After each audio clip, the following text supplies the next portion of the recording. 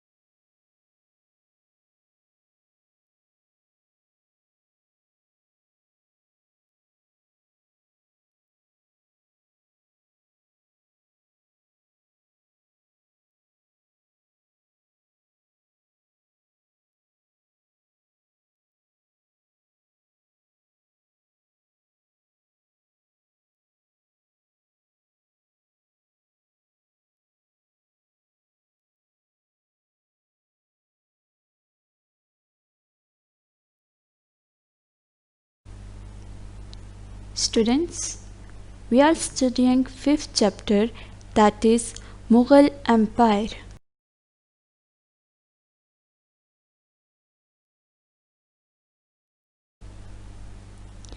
It's week 11 and in this week we will discuss about Nuruddin Muhammad Salim Jahangir and Mughal emperors of Jahangir.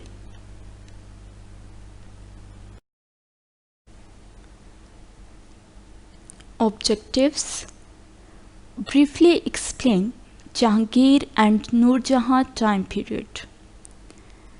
Briefly discuss Shah Jahan's reign as the golden age of the Mughals. List the salient features of Aurangzeb's reign.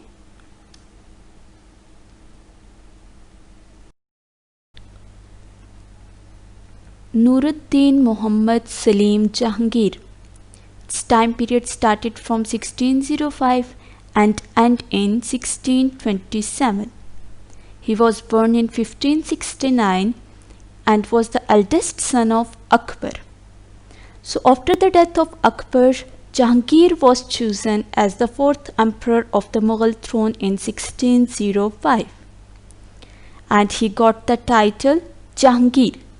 Jahangir means conqueror of the world. Conqueror of the world. Why he got this title?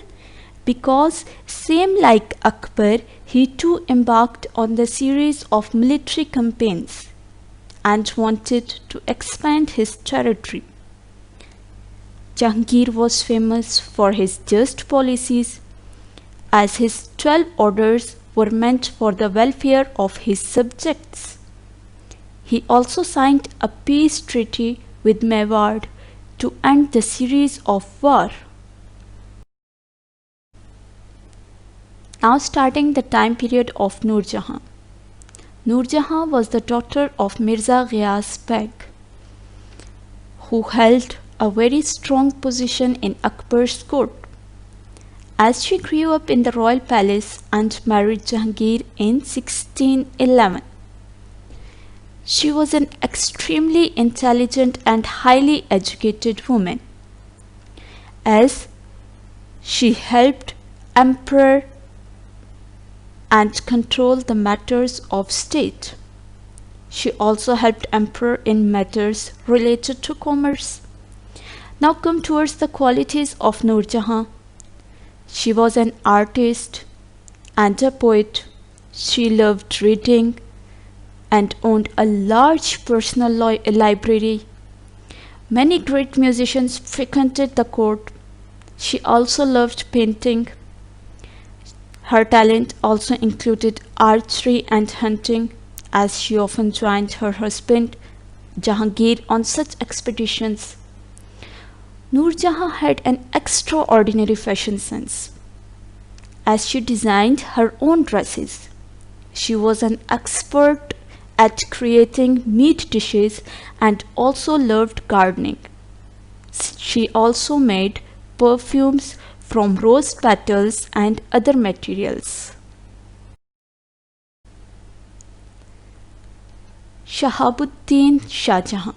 Time period started from 1627 till 1658. Shah Jahan took over Mughal Empire in 1627 as the fifth Mughal emperor after the death of his father Jahangir. Shah Jahan constantly strove towards expanding his empire.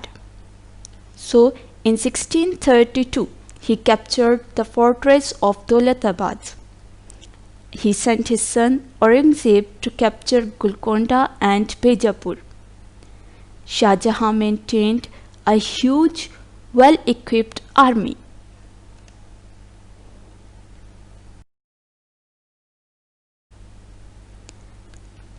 It's week 12, and in this week we will discuss about the golden era of Mughals.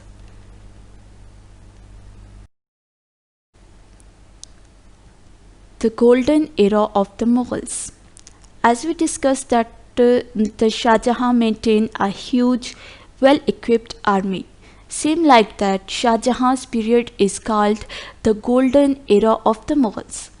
Why his period is known as the golden era of the Mughals? Because he was known as the architect king.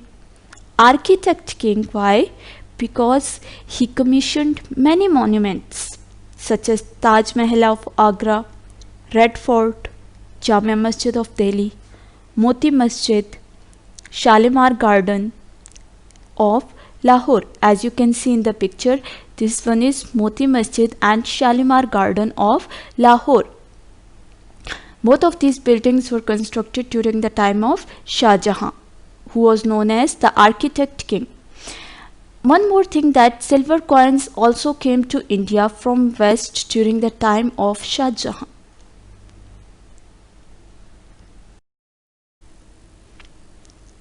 Now starting the time period of Abu al-Muzaffar Muinuddin Aurangzeb Alamgir, whose time period started from 1658 and ends in 1707. Aurangzeb was the third son of Shah Jahan and was born on 3rd November 1618. His mother was a Persian princess named Arjamand Banu Begum, also known as Mumtaz Mahal.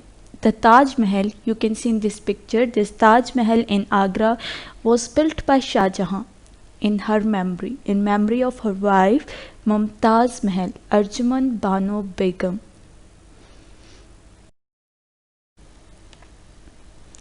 Let's come to know about the Aurangzeb time period. Aurangzeb's reign was spread over 49 years.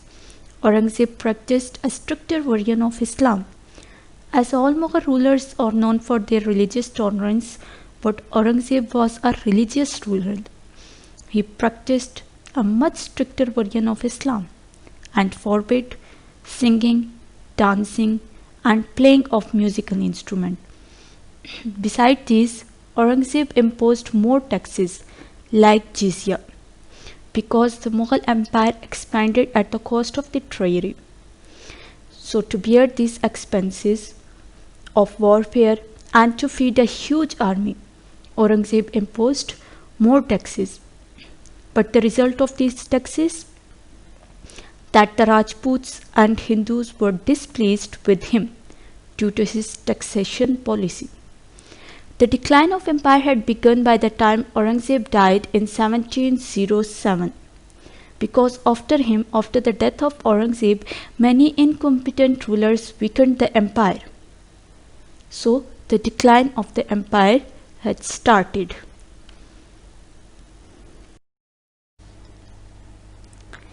Bahadur Shah Zafar, the last Mughal emperor.